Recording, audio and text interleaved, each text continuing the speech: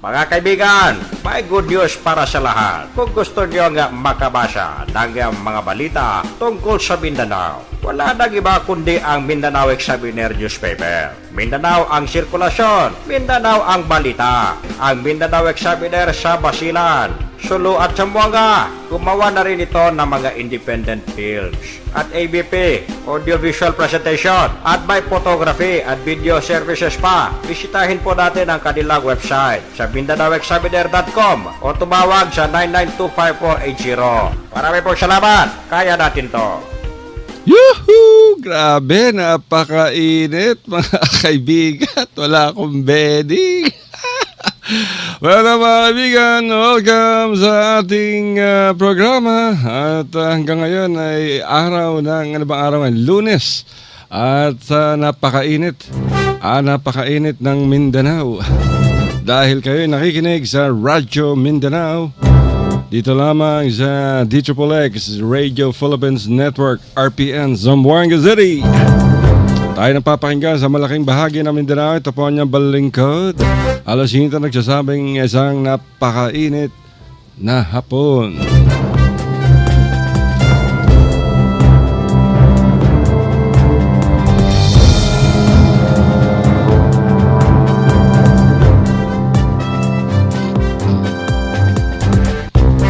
Assalamualaikum, Basilan, Sulu, Tawi-Tawi, Sabah, Malaysia, at sa Central Mindanao. Ayong adlaw sa tanan, nagpaminaw karon sa Western Mindanao, Eastern Mindanao, Southern Mindanao, Western Mindanao, Zamboanga, Sibugay, Zamboanga del Sur, Zamboanga del Norte.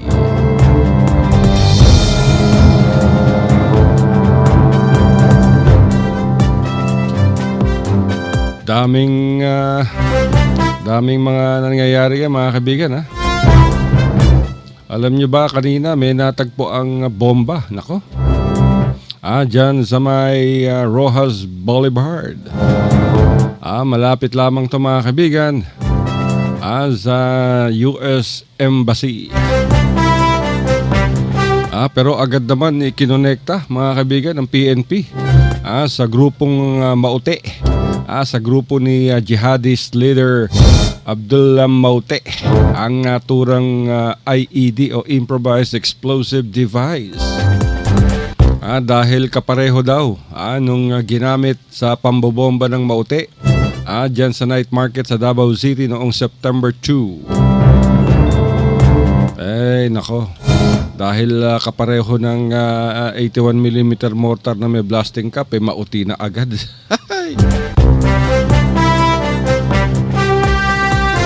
Ginagamit din ng MILF yan, ng Moro Islamic Liberation Front. Ginagamit din yan ng Abu Sayyaf. Bakit kailangan ni kagad sa grupong Maute? Di ba, mga kaibigan? Dapat investigasyon muna. Mabilis. Malay nyo, ang gumagawa niyan ay mga rightist na ayaw sa pamumuno ni Pangulong Rodrigo Duterte upang guluhin ang ating bansa. O maaari ring kagagawa niya ng iba pang sektor upang ma-justify ang pagdedeklara ni Pangulong Duterte ng suspensyon ng writ of habeas corpus. Yan ang laging sinasabi ni Pangulong Duterte, mga kaibigan. Sususpindihin niya yung writ of habeas corpus. Ibig sabihin nito, pag may naarestong suspect, crime suspect, ay maaaring hawakan itong ng mga otoridad o ng mga law enforcement agencies. Hanggang kailan nila gusto, for how many weeks ang suspect na yan. So maraming senaryo yan, mga kaibigan. Pero mabuti na lamang at nadisarmahan kagad itong bomba na natagpuan alos 20 metro lamang ang layo mula sa gate ng Embahada ng Amerika.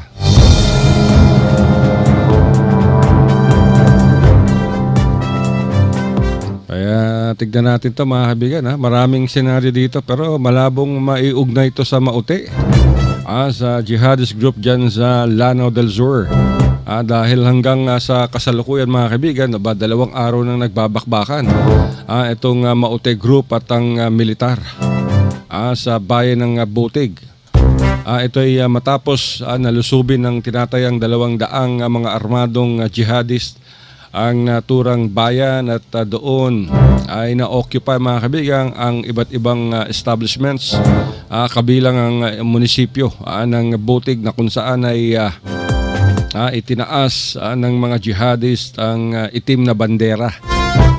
Itong banderang ito ang simbolo ng Islamic State o IS. Sa ngayon ay hirap na hirap ang mga sundalo na mapasok yung lugar dahil kalat na kalat itong mga miyembro ng Maute Group. Pero kung titignan nyo yung mga press release ng militar, grabe. Parang matik-matik. Yung unang press release ng militar, nako, sinabi nila 11 ang patay sa Maute. At 5 ang sugatan. Nako, eto na naman tayo. Mga Psywar, Psyops. 11 raw yung patay. Isang bangkay. Wala nang na-recover yung sundalo. Yung pala, lahat ng sinasabi nilang casualties ng Maute Group ay base sa intelligence report. Itong intelligence report, mga kaibigan, mismong commander ng militar ang gumagawa niya. Kunyari, sabihin natin na base sa mga impormasyon na natatanggap natin sa civilian, may patay silang nakita. Nabilang pa, pati yung sugatan, 5 sugatan.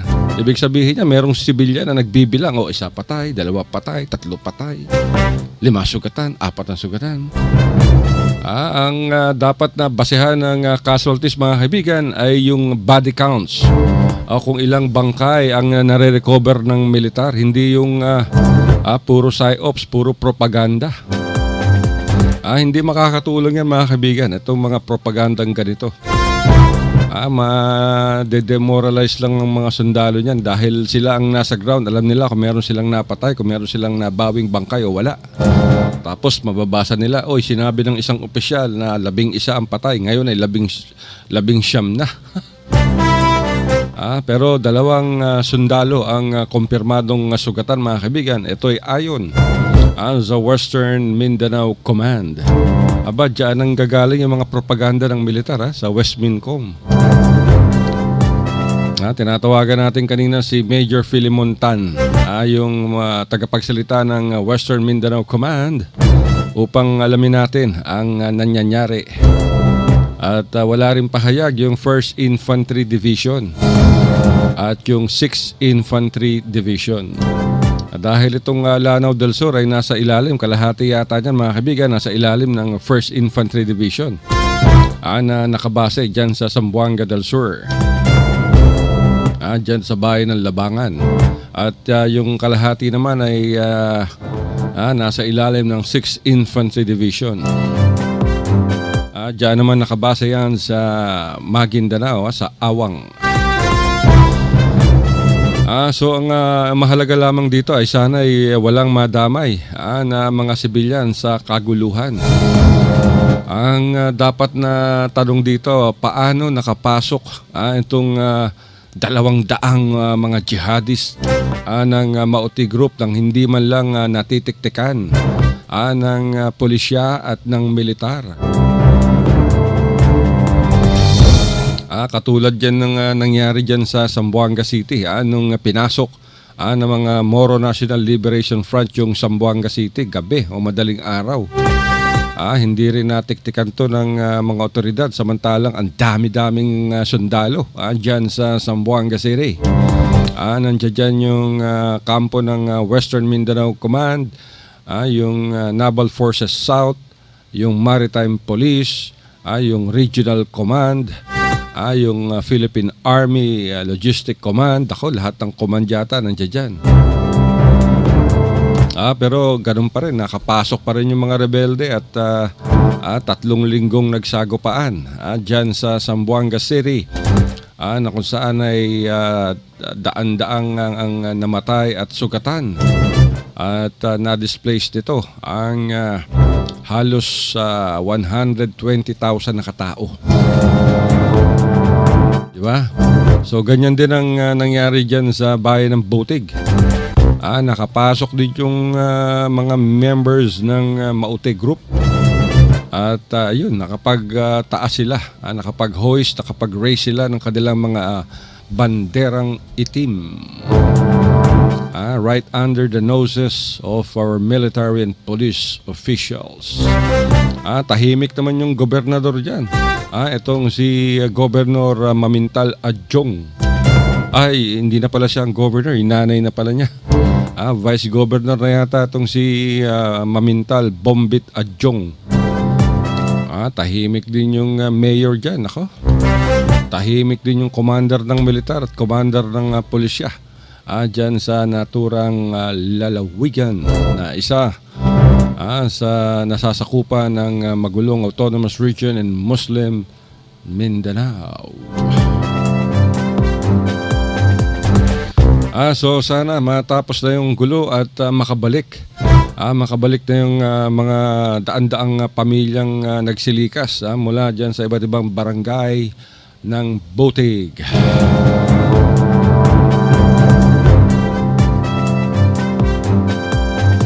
At wala pa rin umaako mga kaibigan sa nabigong pambobomba dyan sa Rojas Boulevard kanina.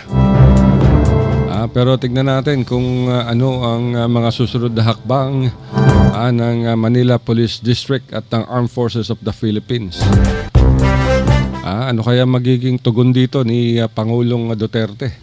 Ang gulo-gulo ngayon ng sabi ni Pangulong Duterte, ngayon daw dapat naman kausapin ang Abu Sayyaf at ang Maute. Nung nakaraang buwan, sabi niya pulbusin ang Abu Sayyaf. Ngayon naman dapat daw kausapin ang Abu Sayyaf. Ano ba talaga? Litong-lito na yung ating bansa. Anong takbo ngayon ng policy nitong si Pangulong Duterte? Nung una sabi niya pulbusin niyang Abu Sayyaf matapos itong patayin ng 18 anyos na bihag. At kamakailan lamang ay pinatay din yung isang babaeng German na kanilang dinukot at yung kanyang partner dyan sa karagatan ng Sabah. At kaya't nagpadala ng halos 10,000 mga sundalo ang ating Armed Forces of the Philippines dyan sa lalawigan ng Sulu at Basilan upang tapusin na, pulbusin itong Abu Sayyaf. Pero nung isang araw, sinabi ni Duterte, nako, kailangan makipag-usap tayo sa Abu Sayyaf, itigil na nila yung kanilang ginagawa. At pag-usapan na lang, kahit saan daw, maaari siyang pumunta sa Abu Sayyaf upang makausap. Ganyan din ang sinabi ni Pangulong Duterte, di ba? Nung sabi niya dati, ako na lang ang bihagin ninyo, palayain nyo na yung mga bihag ninyo at ako na lang ang hawakan ninyo. Hindi naman natuloy yun. Hindi rin gagawin ni Pangulong Duterte yun. Mga hyperbole yung mga kaibigan, yung mga ganong kataga. So tignan natin kung hanggang saan patutungo itong mga pinagsasabi ni Pangulong Duterte. Ngayon inilulutang ni Pangulong Duterte at ng Palasyo na yung rebelyon sa Mindanao ay may kinalaman umano sa droga, sa illegal na droga. Dahil yung drug money di umano ang ginagamit ng mga terorista, ng mga jihadis sa kanilang sinasagawang rebelyon sa Mindanao. Hindi naman siguro kapanipaniwala yan. Bakit naman gagastusan ng mga drug lord ang rebellion sa Mindanao? Itong Abu Sayyaf, kumukuha ng pera yan sa mga ransom. Sa mga ransom na kanilang natatanggap kapalit ng kalayaan ng mga bihag. Ang dami nilang napakawalang Indonesian sailors at mga Malaysian seamen. So nakakuha ng ransom yan. At yung mga ransom na yan, yan ang ipinambibili ng mga armas at bala. maaaring galing sa ibang lugar, maaaring galing din sa black market, hindi natin alam. Lahat ng mga sinasabi natin dito, puro mga spekulasyon, alegasyon. Pero mahirap paniwalaan yung mga drug lords ang siyang nagpopondo ng terorismo sa Mindanao. Sinasabi ni Pangulong Duterte yan upang ma-justify niya itong kanyang pagbabanta na sususpindihin ang writ of habeas corpus. Ang dapat gawin dito ni Pangulong Duterte ay talagang all-out war. Katulad ng ginawa ni Pangulong Joseph Estrada laban sa Moro Islamic Liberation Front, di ba mga kaibigan? Tatandaan ninyo. Sabi ni Pangulong Erap, lumagda kayo ng kasunduan sa kapayapaan at kung hindi kayo lalagda sa ganitong panahon ay nako, mag-all-out offensive ako. So ginawa yun ni Pangulong Estrada at nakubkob ng militar ang mga iba't ibang kampo ng MILF. Lalo-lalo na yung kanilang main headquarters, yung Camp Abubakar Asidik dyan sa Maguindanao. Wala nga yan. Ay, kung di sila lumagda, talagang yayariin ko sila. Akala ko matapang sila eh. Matapang ako sa kanila. Opo. Okay po. Ito talaga si Pangulong Erap, talagang the best. At least si Pangulong Erap, mga kaibigan, pag sinabi niya, ginagawa niya. Hindi siya pabago-bago ng salita o pabago-bago ng desisyon. Yan ang kailangan natin sa isang lider. Dito naman kay Pangulong Duterte, kahanga-hanga naman mga kaibigan. Yung kanyang matinding, matatag na katayuan laban sa illegal na droga. At yung kanyang katayuan laban sa korupsyon. At yung kanyang katangian na isang honest, tapat sa kanyang sarili. Yun ang dapat hangaan dito kay Pangulong Duterte. Di ba? Pero ilang buwan na ba nakakaraan? June, July, August, September, October, November, 5 buwan na mga kaibigan. 5 buwan na nakaupo si Pangulong Duterte. So dapat sa ngayon bago matapos ang taon ay dapat pagtuunan na ni Pangulong Duterte ang kanyang economic policy. At hindi na yung araw-araw ay puro illegal na droga na lang ang lumalabas sa kanyang bibig. Diba? Dapat yung economic policy ng pamahalaang Duterte ang dapat inaatupag ngayon ng ating gobyerno.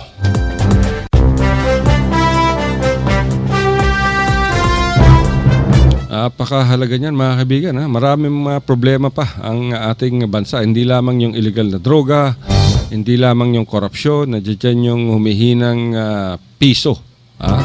Andiyan yung matinding trapiko. Andiyan yung matinding kahirapan. So marami pa. At hindi naman pwedeng ubusin ni Pangulong Duterte lahat ng kanyang 6 na taon bilang Pangulo sa pakikibaka sa droga. Dapat to left and right hand efforts.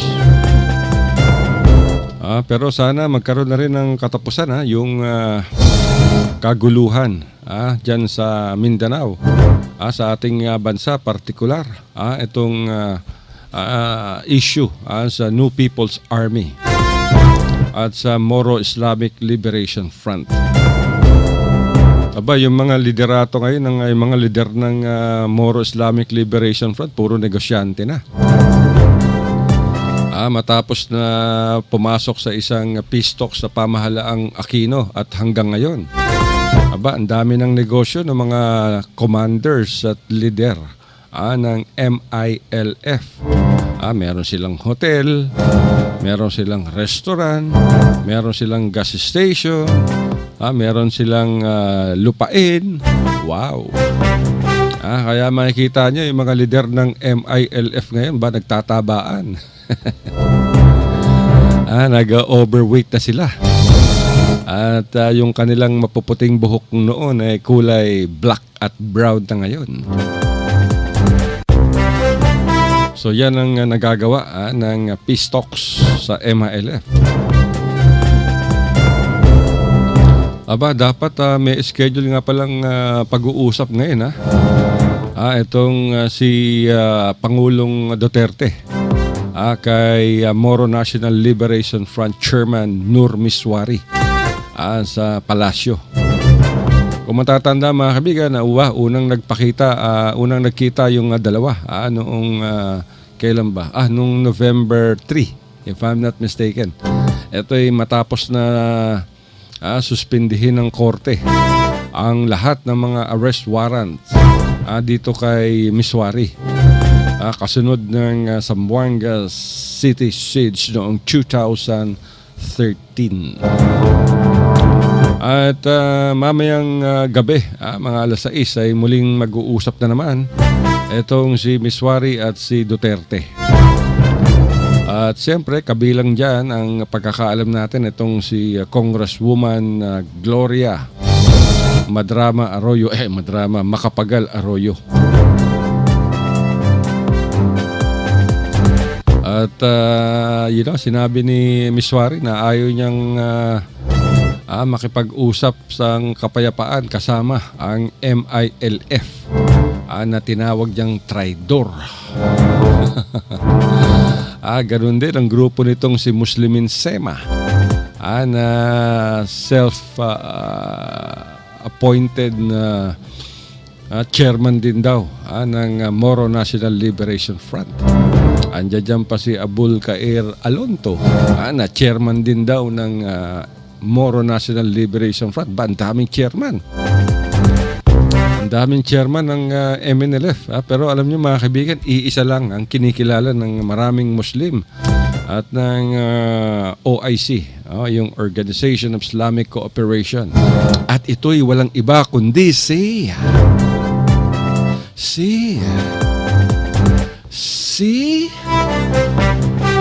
Maas, si Nur Miswari. Siya lang ang kinikilala at wala nang iba. Anyway, tignan natin mga kaibigan. Mamaya makaparad naman sa television yan. Television. Itong pag-uusap ni Pangulong Duterte at Chairman Nur Miswari ng Moro National Liberation Front.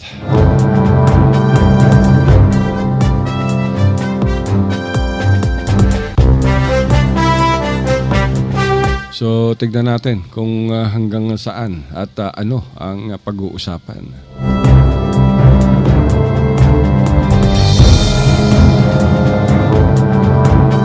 Pero mga kaibigan, let's pause for a break.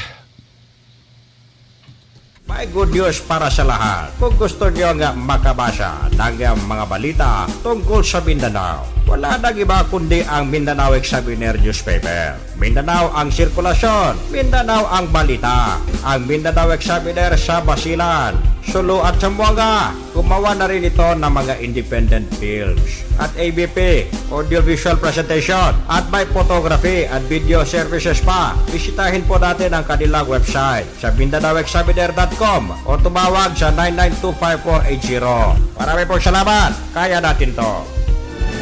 RPN Radio Philippines Network.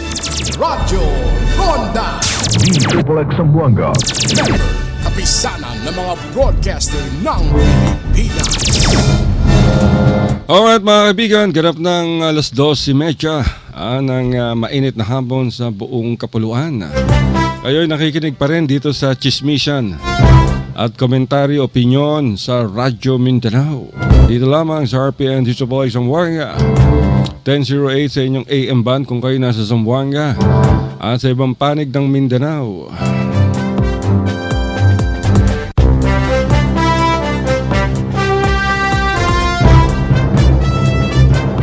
Ay, meron tayong pumasok na report mula sa ating mga correspondent Sugatan daw yung isang 21 anyos na estudyante, mga kaibigan, matapos tong barilin, ako po. Dyan sa Purok Sanico sa Barangay Edwards, sa bayan naman ng Tiboli sa South Cotabato. Nakilala ang biktima na si Nelson Pahiran. Ayon sa investigasyon, ay bumili ng tuba etong si Nelson kasama ang kanyang tiyuhin sa isang tindahan sa nasabing lugar, at nang pauwi na ay may nakasalubong silang tatlong mga kalalakihan at humingi umano ng sigarilyo itong biktima doon sa grupo ng mga kalalakihan. Siguro na bad trip yung tatlong lalaki, yung isa sa kanila bumunot ng baril at binaril ng 2 beses itong si Nelson. At alam nyo kung saan siya binaril? Sa wet poo. At mabuti na lamang at hindi siya tinodas. Ayan ang hirap pag nagsisiga-sigaan kayo. Lalo na kung kayo nasa ilalim ng kung kayo nasa ilalim ng espiritu ng alkohol. Ayan na nga ba sinasabi natin. Kaya wag na kayong uminom, at kung hindi nyo maiwasang uminom, ilagay ninyo sa tiyan, wag sa inyong ulo. Hindi yung pag nakainom kayo, akala nyo siga na kayo. O ano nangyari? Hihingan nyo ba naman ng sigarilyo yung yung isang grupo ng mga lalaki na hindi nyo naman kilala? Mabuti na lamang at yan lang ang tinamo nitong si Nelson.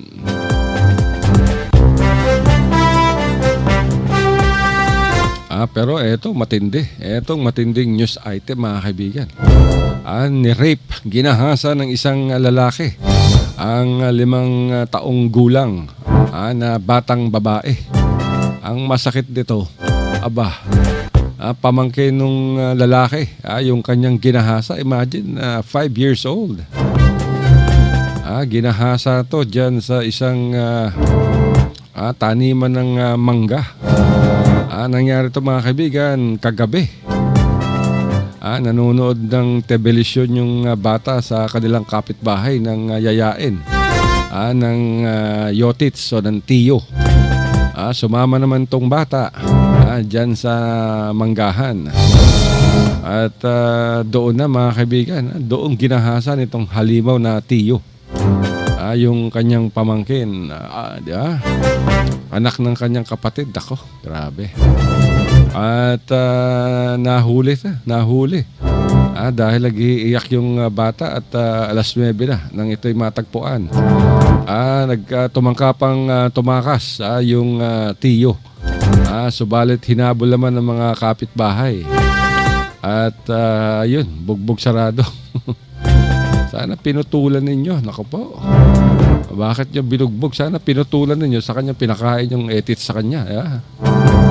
Ganun dapat. At kahapon, mga kaibigan, muntik ng sunugin ng mga hinihinalang rebelding New People's Army. Yung isang air-conditioned bus ng Husky. Dyan to nangyari sa Purok Kaunlaran, Bukay Pait. Sa bayan naman ng Tantangan, sa South Cotabato pa rin. Ako, kagabi to, mga kaibigan. At kinumpirma to ng pulisya. At sinasabing may sumakay ng mga pasahero sa harapan lamang ng isang department store. At pagdating dyan sa lugar na yan, ay bumunot na ng baril itong mga lalaki. At tinutukan yung driver. At saka inutusan itong papuntahin o ibiyahe itong bus sa isang liblib na lugar. At pumasok sila dyan, mga kaibigan, sa Lagos Farm. At pagdating doon, ay pinababa yung lahat ng mga pasahero. At binuhusan naman ng mga armado ang naturang bus ng gasolina at krudo. Ngunit dahil yung Lagos Farm talagang open na open yan, natakot siguro dahil na-alarma itong mga armado at tumakas. Naiwan na lamang yung mga pasahero at yung bus. 6 na mga armado to na pinaghihinalaang rebelding NPA. Natakot sila mga kaibigan. Kaya ayun. Iniwan nila yung bus at nagmamadaling tumakas. Siguro may nakapag-timbre sa kanila na may paparating na mga lespo. Kaya mabilis na tumakas at naiwan yung bus. At pinaniniwala ang may kinalaman ito mga kaibigan sa extortion attempt. Diyan ang bubuhay itong NPA, di ba? Itong hindi naman to, kung tatanungin ninyo yung pulis at militar, ang tawag nila dyan ay extortion. Pero kung yung NPA naman ang iyong tatanungin, ang tawag nila dyan ay revolutionary tax. Di ba? At ginagamit nila yan upang pantustos sa kanilang ipinaglalaban. Pambili ng armas, pambili ng pagkain, pambili ng mga gamot at kung ano-ano pa. At kahapon pa rin mga kaibigan ay patay naman. Napatay naman. Yung Vice Mayor ng Datu Saudi Ampatuan sa Maguindanao. Nako. Meron daw 2 lalaki at may suot na tiger stripe military uniform o camouflage uniform. Na katulad ng ginagamit ng Moro Islamic Liberation Front. Nagtungo sa bahay ni Vice Mayor Anwar Sindatok at binigyan pa to ng kape. At matapos makainom ng kape ay ayun na. Talagang binaril na itong si Vice Mayor at mabilis na umeskapo o tumakas itong 2 suspect. Patay dead on the spot itong si Vice Mayor Anwar Sindatok. Diyan yan mga kaibigan sa Datu Saudi Ampatuan sa Maguindanao. Hindi pa mabatid itong motibo sa pagpatay dito kay Vice Mayor Anwar Sindatok.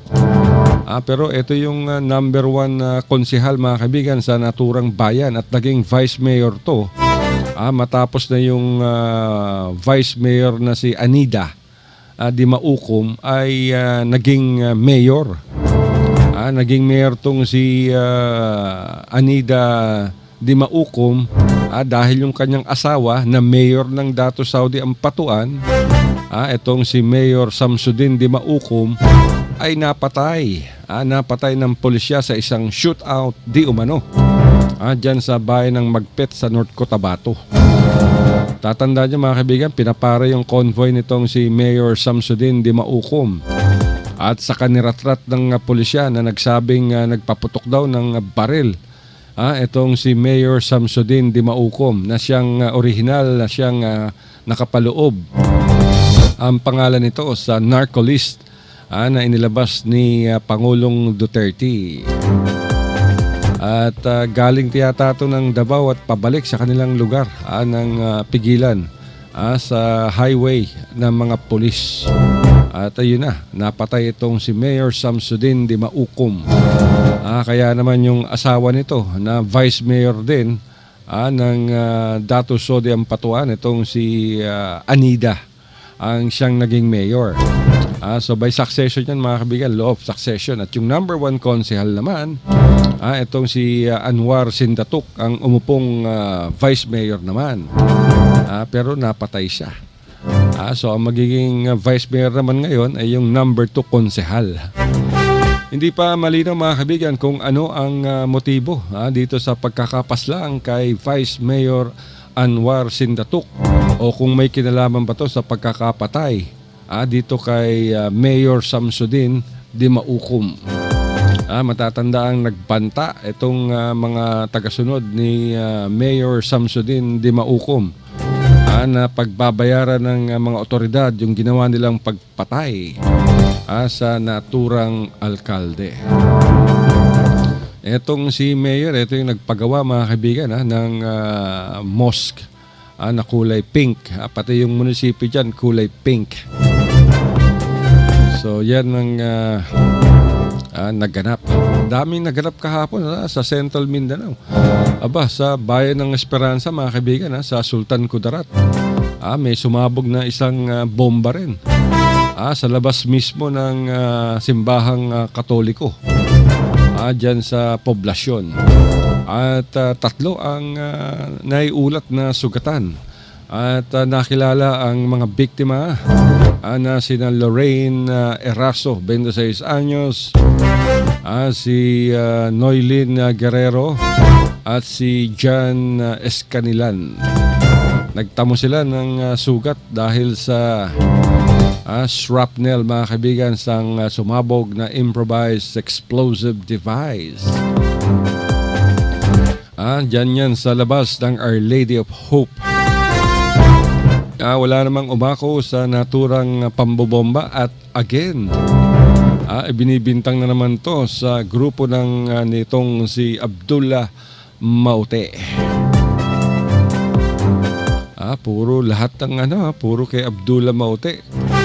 Nung wala pang pistok sa MILF, lahat ng pambobomba ay ibinibintang sa MILF. At sa Abu Sayyaf, ngayon dito naman sa Maute. Ay, nako, kaluoy.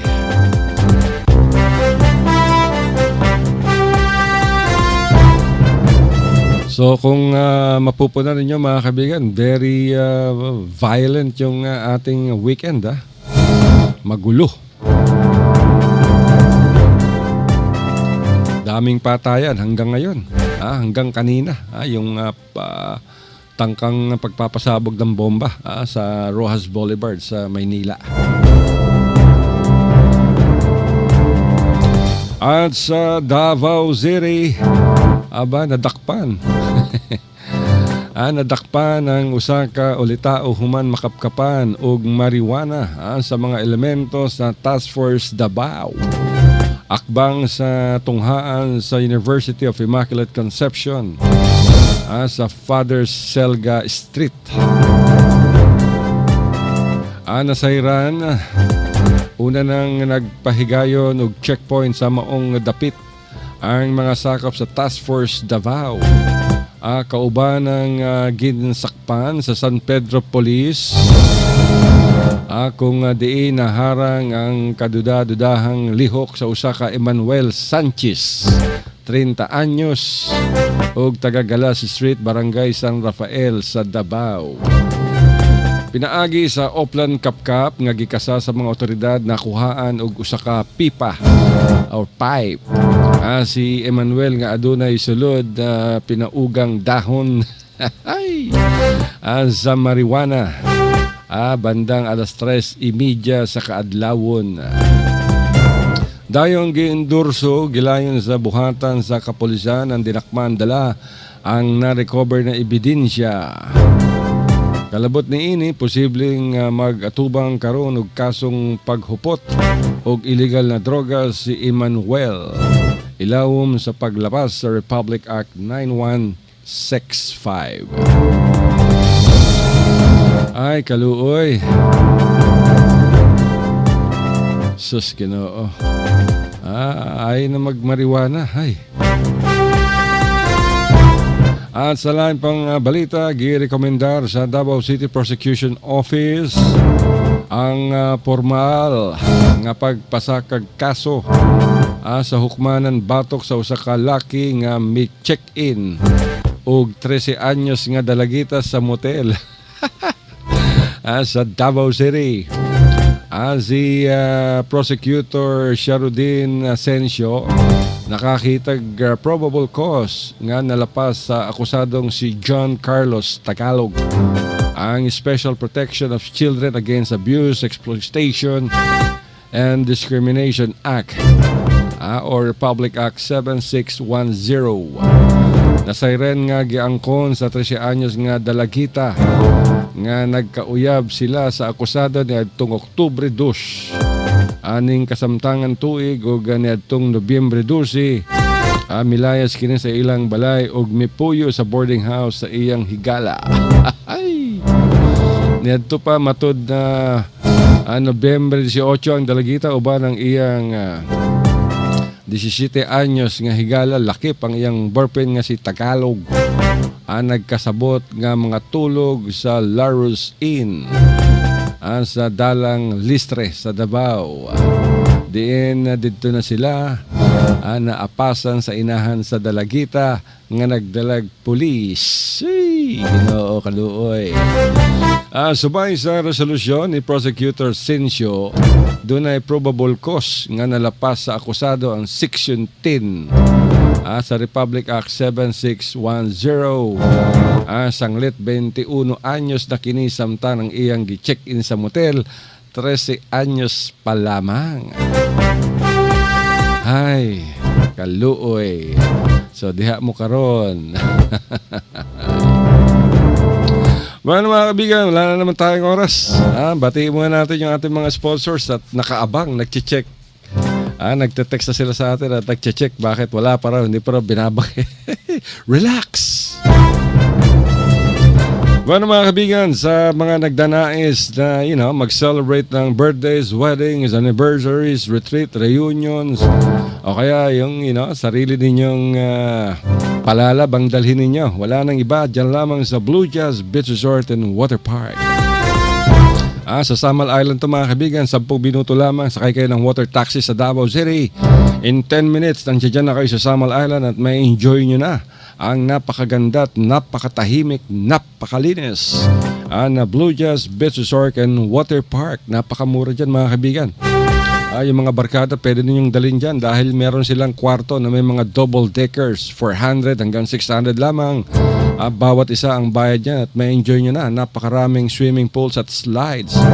At yung kanilang masarap na mga menus, pagkain. Wow! Multi-awarded tong Blue Jazz mga kaibigan. Kaya kung gusto nyong mag-reserve o mag-inquire, tawag na sa kanilang telepono 082-284-2000. Ulitin natin ang kanilang telephone number 082-284-2000 or maaari nyo i-text.